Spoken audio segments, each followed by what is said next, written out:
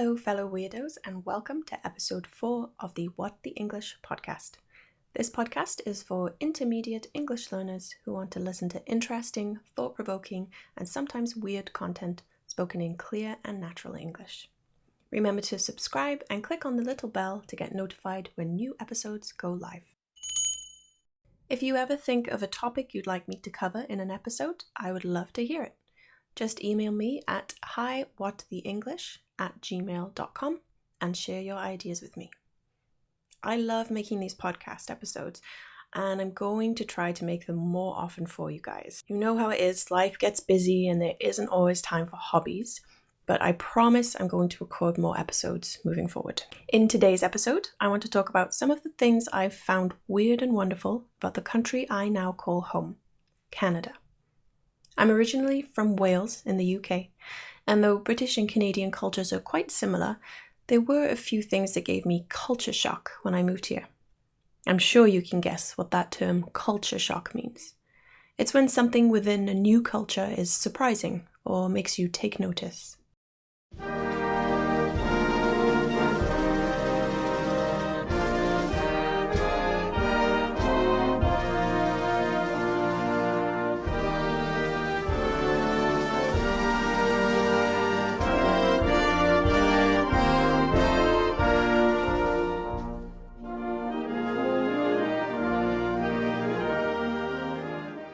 That was a little of the Canadian national anthem, O Canada. I got to sing it with a room full of fellow immigrants when I became a Canadian citizen in December of 2018. It was surprisingly emotional for me, even though we sounded pretty terrible singing together.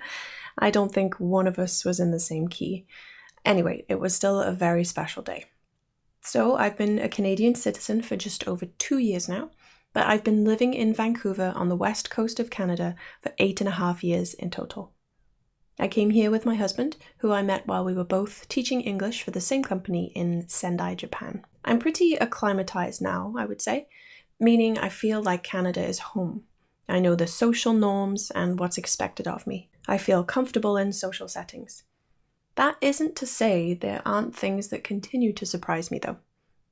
Here are some things I found a little weird when I first came to Canada.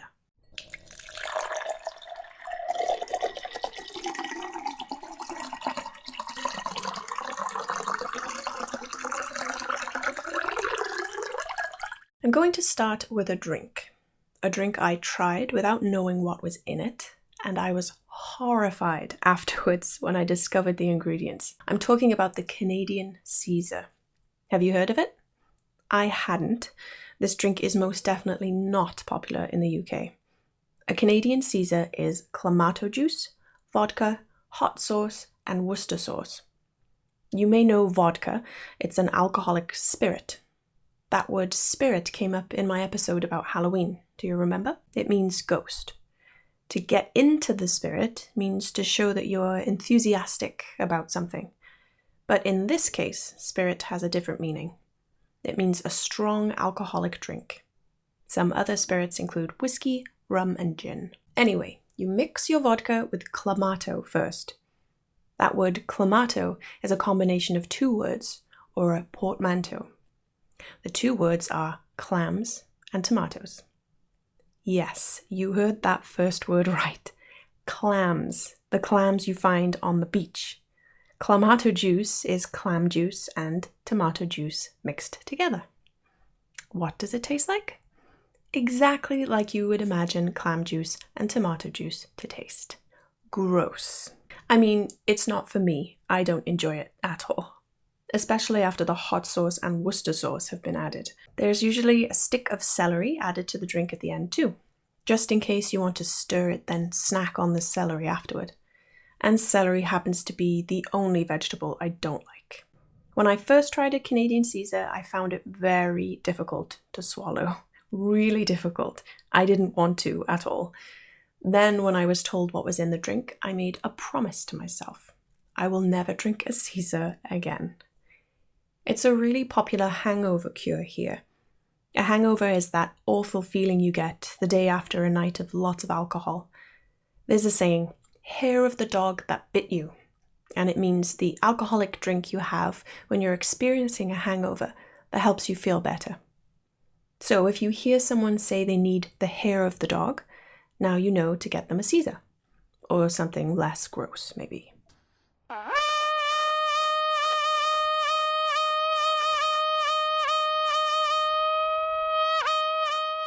In the UK, hunting is something only rich people do, and most of it is sport hunting. That means hunting to kill and not to kill and eat. The most commonly hunted animals in the UK are deer and foxes. Deer are hunted with guns and their heads are kept as trophies. That means a kind of prize for achieving something. Fox hunting, though, is very cruel. Hunters search for foxes with horses and dogs. Once they find a fox or foxes, the hunters send their dogs into the fox's burrow, the hole in the ground they live in, to kill them. Fox hunting is actually banned now in the UK, but groups continue to do it. I most definitely did not grow up rich, and so hunting is something I never did. I never had the desire to either. Though I do eat meat, I love animals. I realize that's a rather contradictory thing to say. A contradictory statement is one that says two things that can't both be true at the same time. How can you love animals but also be okay with them being killed so you can eat them? Anyway, I'm getting off topic. It's something I struggle with. Back to hunting. While in the UK hunting is associated with the rich, here in Canada it's an activity many people do. Rich, poor, and in between. Instead of buying meat from the supermarket or the butcher, lots of Canadians hunt for deer, duck, moose, caribou, even bears. There is sport hunting in Canada too, but mostly what is hunted is eaten. My husband hunts. At first I had an issue with it.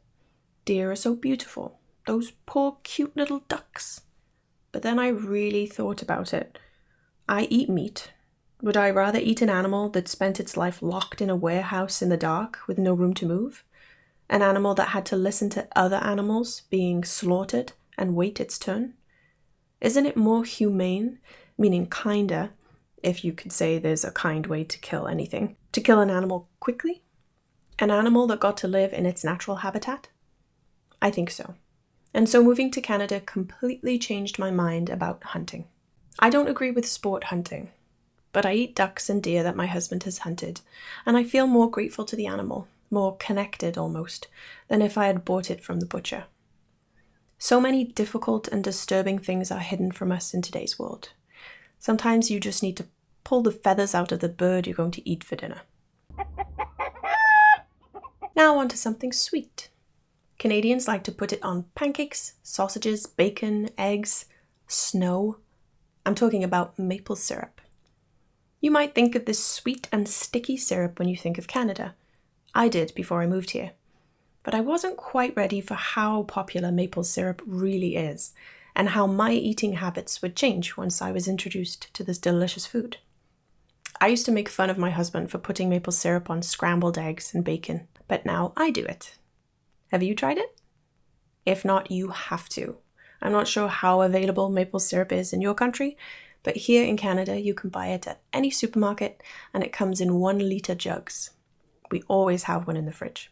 I think my favorite thing with maple syrup has to be candied salmon. It's salmon that has been smoked with salt and sugar, then painted with maple syrup. I haven't tried maple taffy yet. Maple taffy is made by pouring maple syrup over snow and then scooping it up with a stick and eating it off like a popsicle. Wow! You might have heard the stereotype that Canadians say sorry a lot. Stereotype, that's a great word. It means something that is generally believed about a group of people. You know, like the stereotype that British people have bad teeth, or that blonde women are not very smart. If you have never met a Canadian or been to Canada, I am here to tell you that this stereotype is mostly true. Canadians are always saying sorry and it's adorable. I have bumped into people and it has been 100% my fault and the person I bumped into has said sorry. It's true what they say. Canadians are just really nice. Of course, I'm speaking generally. There are mean Canadians out there. I have a theory about why Canadians are generally polite and nice. Canada is amazing. The natural beauty alone is enough to put me in a good mood most of the time. I just came from a snowy walk in the woods near my house, and someone had left a disposable coffee cup on the trail. Not cool. I had a dog poop bag in my pocket, and so I happily picked it up, without touching it, of course, in these COVID times, and carried it with me on the rest of my walk, because I didn't want it to ruin the beauty of the woods. Also, you hardly ever see trash here.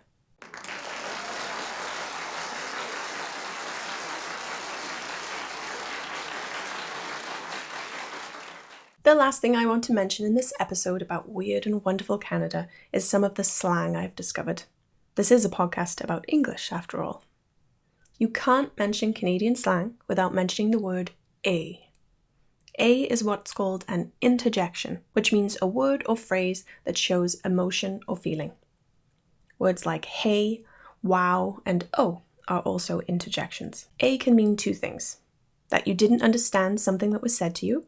It's like saying, huh? Or, can you repeat that?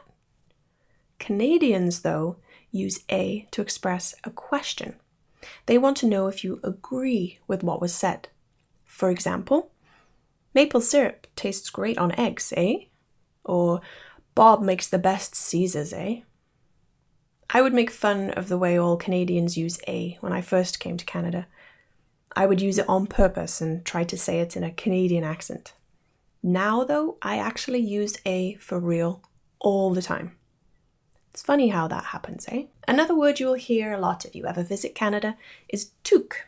This isn't a word used in the UK at all, and so I had no idea what it meant. A toque is a warm, tight-fitting winter hat. Most places in Canada have very cold and snowy winters, so Canadians love their toques.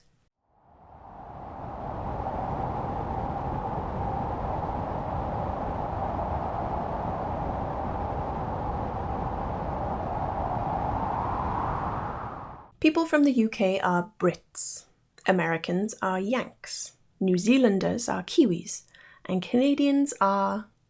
do you know? The slang word for Canadians is Canucks. This word I learned very early on, as the Vancouver ice hockey team is the Vancouver Canucks. What do Canucks say when they want you to give it your all, to just do it? Giver. I love this phrase. It's a combination of the words give and her. Your friend might say, I have no energy at all today. I don't know how I'm going to make it through until 5 o'clock. And you can respond, you can do it. Just have another coffee and give her. I want to finish with my favorite expression. I looked it up and apparently it originated in the UK, but I had never heard it before I came to live in Canada. My husband says it all the time.